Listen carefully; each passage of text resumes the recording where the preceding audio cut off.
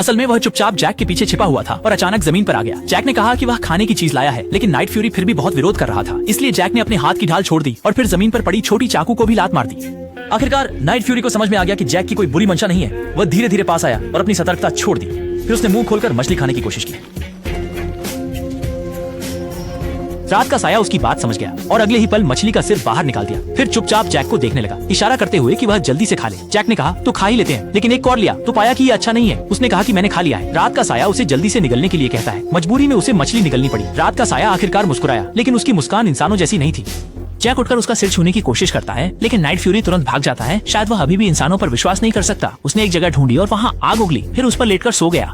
Jack अभी भी उसका सिर छूना चाहता था। इस समय नाइट फ्यूरी थोड़ा परेशान महसूस कर रहा था। जैक द्वारा परेशान न होने के लिए उसने सोने का एक अनोखा तरीका चुना। जब वह जागा, उसने देखा कि जैक चित्र बना रहा है। नाइट फ्यूरी बहुत जिज्ञासु हो गया। वह जैक के पीछे आया और देखा कि जमीन पर उसका ही चित्र बना हुआ है। बिना कुछ कहे उसने एक टहनी उठाई और जमीन पर इधर उधर खींचने लगा।